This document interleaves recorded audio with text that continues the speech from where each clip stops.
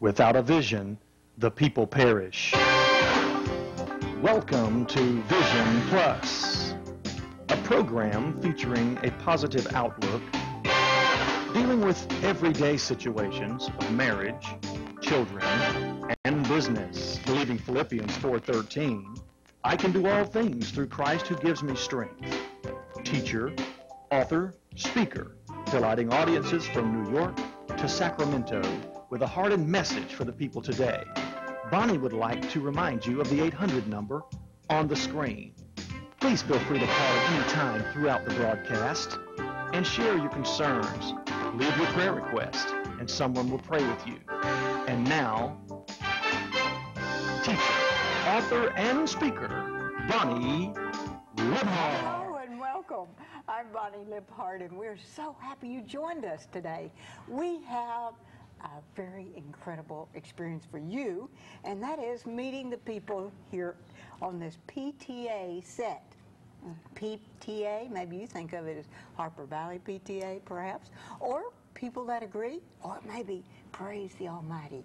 Well, the one that came up with all these wonderful words is the person to my right, I always have to say right, left, as Jeannie C. Riley, that you may remember from Harper Valley PTA. And she is, well, even though it's her idea and her program, we're going to say she's also a special guest today because she's going to be telling about some of the things that she's gone through that perhaps you've experienced too. And that is depression, bipolar, and not only, she's not the only one, maybe a few million other people in the States and around the world. Everywhere but Cheryl K. Warner, can you believe that? And Margot Smith has experienced that. And so they're going to be telling their story today, part of their story, and if you have questions, we may have some answers for you, or an 800 number or two that you can get those answers. Well, Jeannie C., welcome to your own show, PTA. Thank you, and I don't want to disappoint anyone. I want them to know that I still have many of my mini skirts, and I use them for handkerchiefs now. Oh, Jeannie. And the boots. How about the boots? Oh, I'm trying to. That's great. I love it. Hey, they were beautiful. You are beautiful, and they were, and that made people remember who you are right now. Well, so I can't believe that this mini-skirted... He was in charge of the whole thing. He let me have my success. Well, that's right. So that I'd find it empty to find real success in him. All right. Oh, and did you actually go through depression? I can't believe you really did. I mean, you if had anybody everything. went through any First deeper week than you I did, they'd be dead. Harper Valley PTA, you went out and bought 6 Cadillacs for the crew, I think, wasn't it, in purple or something wild Well, thing. I mean, they gave you $12,000 I only got one first of week. I only got one of them. Well, you can only drive one at a time. You have to have a purple Cadillac when you first come to Nashville. That's right. And now you're from a big state of Texas, but a little tiny Anson, Texas, where they have Jeannie C. Riley days and Johnny Walker days. What do you mean? I mean your uncle. What's Johnny Walker? That's something you drink, isn't it? Johnny Moore. No, Johnny Walker, just Johnny Moore. Johnny Moore. I don't even know Johnny Walker. My uncle, he's the one that had the local jamboree there. That's right. That I used to sing at. And he's the one that brought me to Nashville. Yeah, and he didn't even know you had those, that you sat there when you were one of the latchkey kids and stayed at home by yourself and learning all the country and western singers, the Connie Smith songs and all of that. Got up there and sang them then. I don't know if that was a Connie Smith song that you sang. No, that was a little before her time. I actually had just gotten married. I think it was about 1964 when she came out. I think the big hit, Once a Day, was in '65, if I'm not mistaken. Well, someone that you listened to their songs, and you got up there on that first time jamboree, and your dad was in the audience, didn't even know that you could sing like that, and there you were, and he went home and told your mom, say, Jeannie C. sang tonight. Oh, she'd have been there if she'd have known I was going to sing, but she was working the 3 to 11 shift at the hospital. And she was a nurse. He said, did he say, Little Booger did good. Yeah, well, done we'd good. say, that Little Booger done good. Yeah, and that was the beginning of what is going on even now. And that's hundreds of CDs and albums that are out. But mainly, how could a person with all that success ever be depressed? It doesn't make sense to me. Well, you know, actually, I think it was being able to attain that success that I was looking for, because that's what was going to make me happy in life. I want to be somebody. I want somebody to notice me. I want to matter. I want to have a few things. I want to go places. And Harper Valley PTA was the vehicle that gave me the opportunity to get there. But you didn't even want to do that, son. Oh, the night I got the record of the year for Harper Valley PTA, I went home and laid on the bed and cried, because I thought, wow, is this all there is? You know, like the little kid at Christmas from the unhappy home opens the 50th present. Is this all there is? I was looking for happiness in something that was not going to be possible in. I mean, I love the gifts of life. I love everything that she's given me so many little gifts. I appreciate everything so much because I know the giver of the gifts, you know. I was looking for the giver of the gifts. Oh, a car little. But anyway. I could enjoy the success of a Harper Valley. Now I'd know what to do with it. That's right. Well, but I don't expect one. You're a success. But tell us about the Depression and what you think brought you into that, and then what in the world can we do to get out of it? Well, as I look back, I really think that God stepped back and allowed me to be tested with such a severe depression. Because shortly after the release of Harper Valley PTA, within 2 years, I had already accepted Jesus Christ as Lord and Savior. I was already starting to do things like Christian TV, crusades, churches, things like that, and I got rather bold and probably said more than maybe even I should have from secular stages, but I felt like that was my platform. They didn't cut you off. I heard you saying some Bible verses. I usually repeated, you know, I could go back where I'd been, but, you know, I learned not to preach. I learned just to share my story, and if the shoe fit me, maybe it would fit them, you know. I thank God let me have that success so I could find it empty, so that I would look again for truth, and I found it in the Jesus my grandpa shared with me and with everybody. When I was growing up, he was a minister, 50 years. And it was, oh goodness, I went through a divorce, then we remarried, and he tried to be Roy Rogers and I was Dell Evans. We got us a big farm and everything, and still couldn't relate because we were, at that point, spiritually unyoked.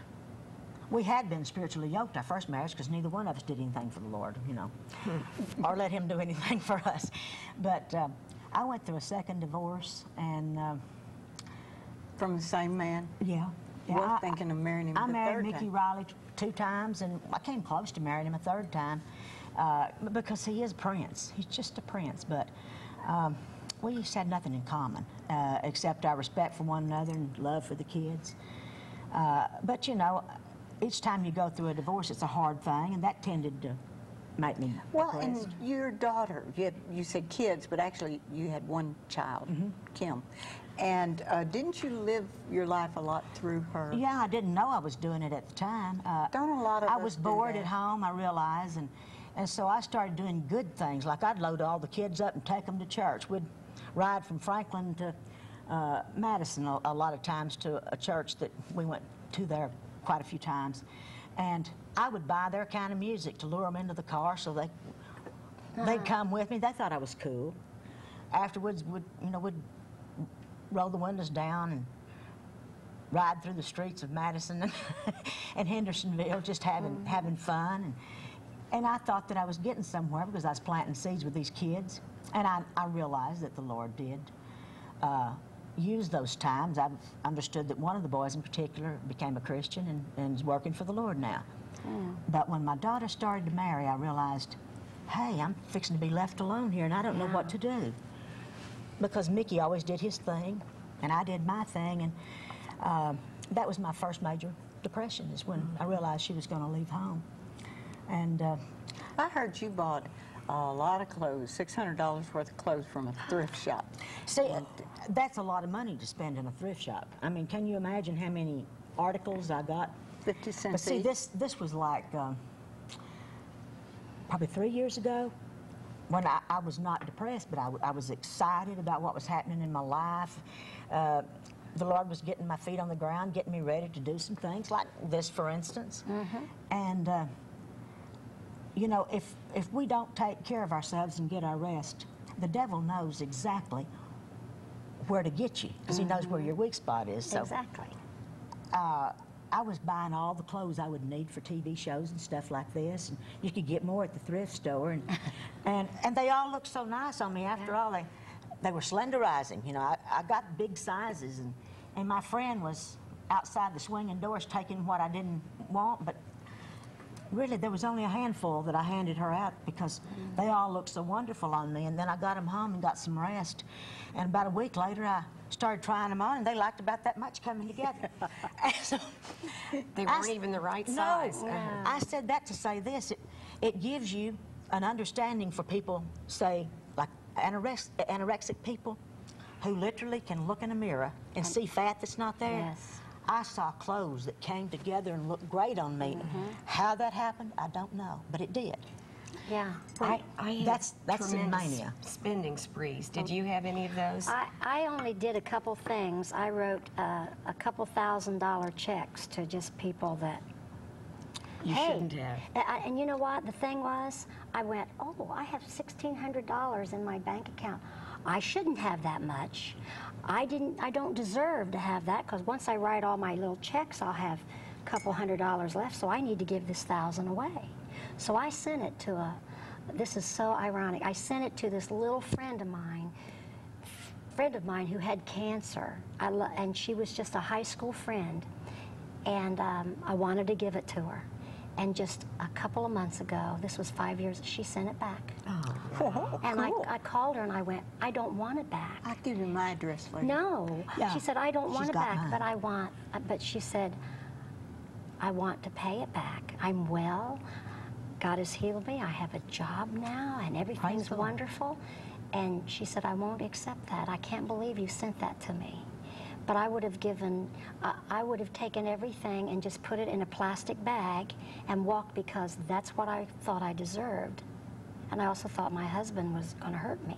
So that's all I wanted, was this little plastic bag full of some clothes, and I wanted to give everything I had away. Wow. You get really generous in Oh, you mania. do. You do. Give it Especially away. if you're naturally generous anyway. Absolutely. And she is, you know.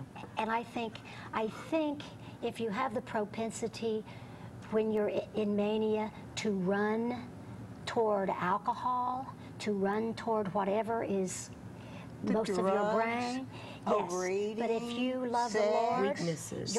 but if you love the Lord, you'll run to the Lord too.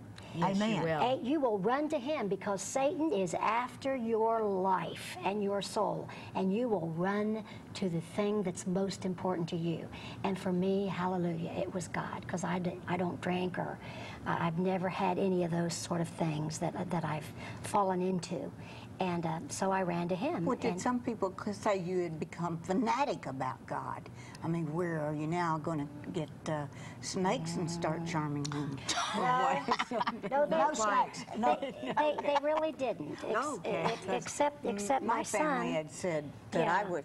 In fact, my mom, because the legalistic background we came from, said that I said, Mother, I am just more interested in God than ever. I just want to read, I want to pray. She said, I think it's already too late for you. Oh. Because she thought I wasn't living the life, you know, in the form that she had raised me in, and she They didn't thought understand. Jesus was going to come in on a throne to begin with when he was on a coat. And it wasn't too late for that thief on the cross, was it? No, it wasn't. No, it wasn't. Boom. Last minute. That's right. I'm not going to wait and take that chance. Good idea. Neither am I. So what do you think that the spending is part of, or the generosity? And what do you mean you went on these spending I was sprees? just compelled to go buy up anything and everything for no reason at all, no rhyme or reason. My poor husband's credit cards were taken to the max. I mean, he was almost to a point of declaring bankruptcy because I was so uncontrolled with my spending. And it does go with the bipolar personality.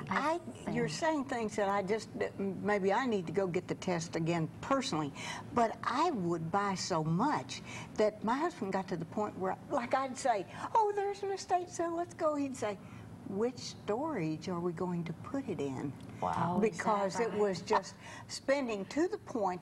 Now, we started a company too, but we actually did take bankruptcy, and for the last 10 years, we've been paying it back.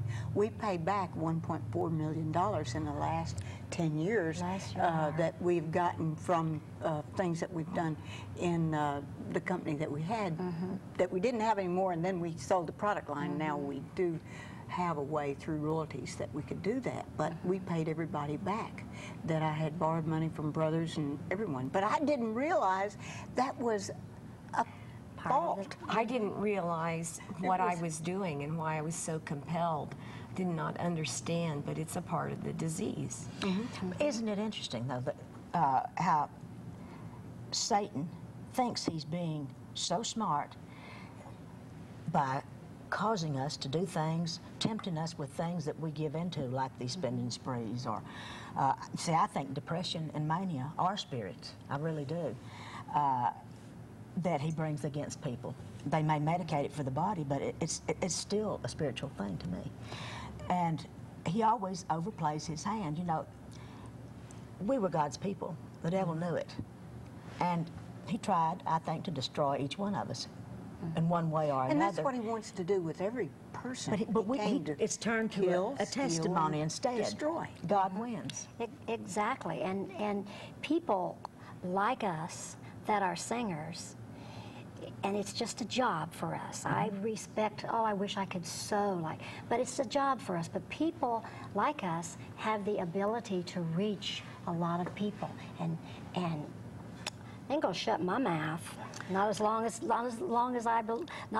I know there's a Lord. I'm gonna raise His name. I think I'm bipolar for that very reason. I think that I'm to do His work. That's right. And this is the only way and the route. Exactly. And in Branson, it's a secular show, but it's a very, very sweet, wonderful show, and we do praise God. But people know you're a Christian when they see your show. 12 minutes there that you're just praising the Lord. We do. At the end of our show, we give Him the glory. 12 minutes is a long time. But even in my part, that's when I was singing my hit records and yodeling and all that. I sing Christian country music, and I go, I'm going to sing my song. I don't have time to tell my story, but I have time to sing my song. Whether it's God's bigger than Wall Street, which He is, I love that. or love it. This time, or whatever it is, I promised God that I would lift His name. If I have 20 minutes or 15 minutes, and if it's a secular show, that's what I do. Well, don't you think that every Christian that God has chosen for a ministry endures at least one major Job trial? See, we're always going to have trials as Christians because we're a threat to the devil. He's always going to come against us. But I believe, in my case, that deep, dark depression that lasted for so many years, bedridden for the most of 8 years, never thinking I'd get out, thought I was going to die and go to hell, believed the lie that I was going to take all my people with me and their blood would be on my hands. I can't tell you the torment. But when God brought me through that, and through it all, I never said one time, Lord, this is not fair. Why have you done this to me? I remember thinking, am I the worst person in the world that I should be going through this? I must be, Lord, because you're never wrong. Through it all, even in the midst of my hell, I was still giving praise to Him when I thought I was going to hell. Oh, I remember that. And but the time comes, though, that I think that God says to the devil, my child is proven faithful. Now take your hands off. It's now time for the payback. A lot of major ministries were praying for you. In fact, I think Margot was instrumental in getting you to a major event. Oh, it was wonderful, Bonnie. She and 3 of my friends from, actually about 4 of them from Kansas City, got together. They organized a service at Margot's church and notified, I think, about 100 different people within the music industry to either come and be there or remember me at that time in prayer when that day would arrive. And every major ministry that they could think of was notified to do the same. And it took 4 ladies 3 hours to get me dressed to go to it. Actually, my bones were weak. Did you notice when you were trying to take me shopping to find an outfit, they had to buy clothes for me because all I had was just huge tents, Nashville tent and awnings where they used to get me stuff. Oh, Jeannie. Cut that out. Well, I gained a lot of weight laying there, you know.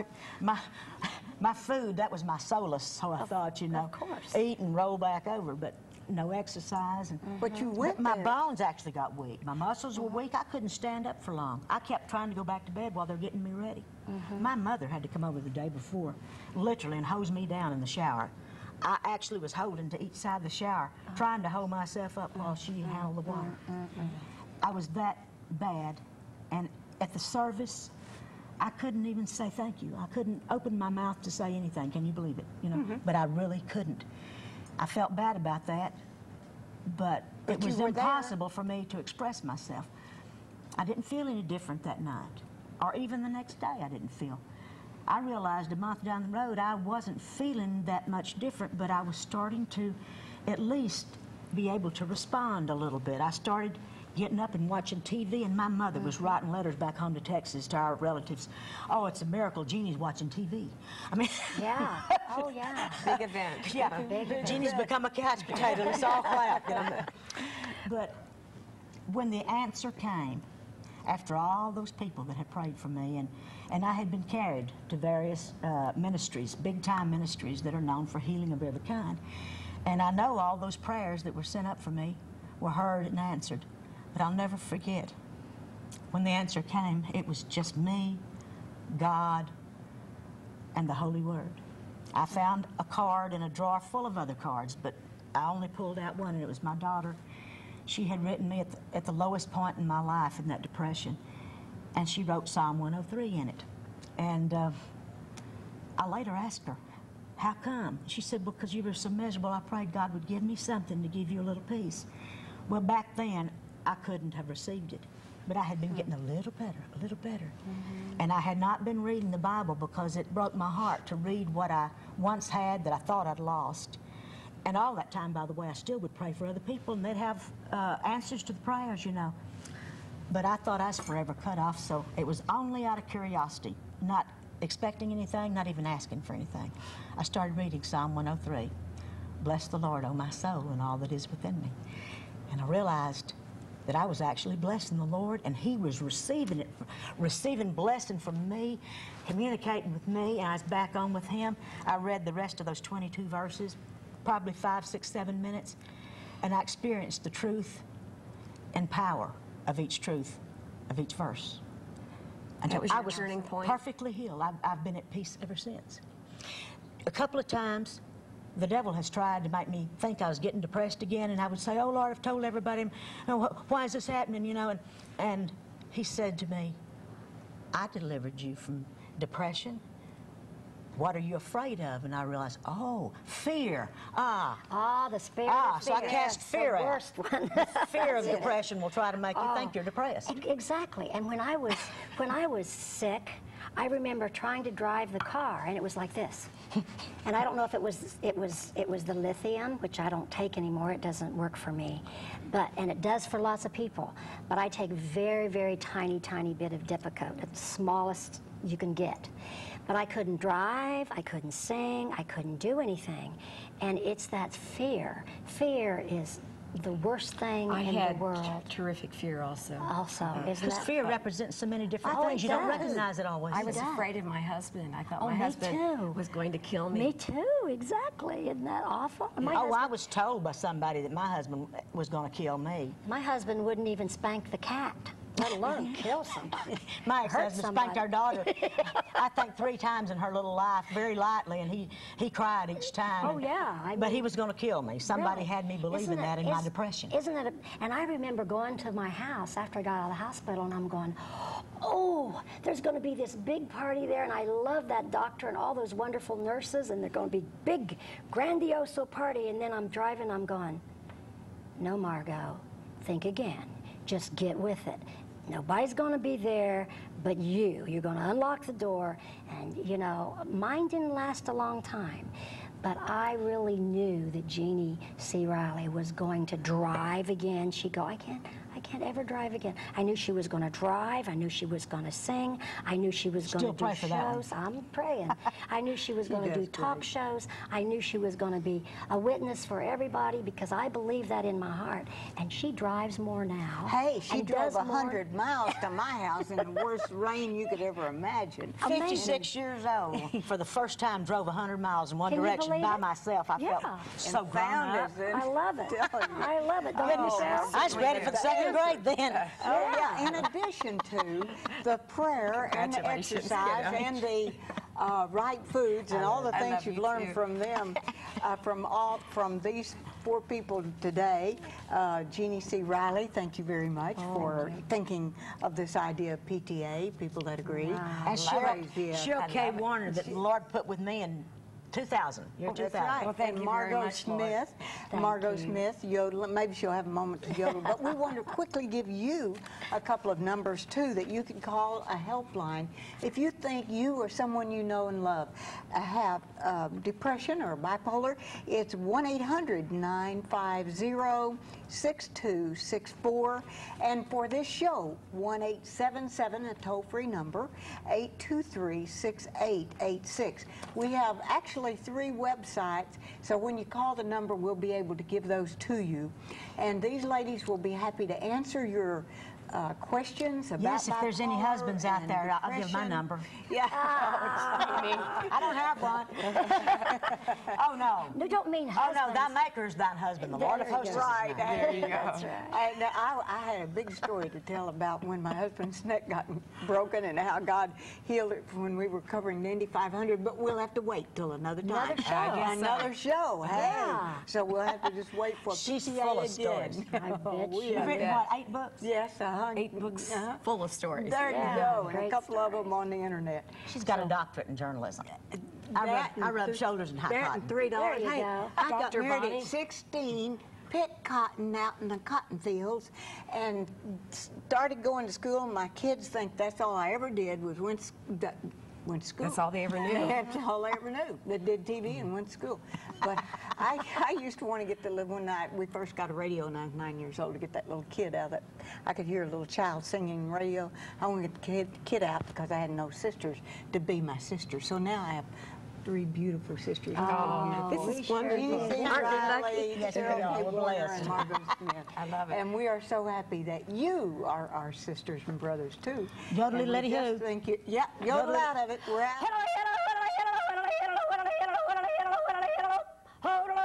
Boy, that hurt.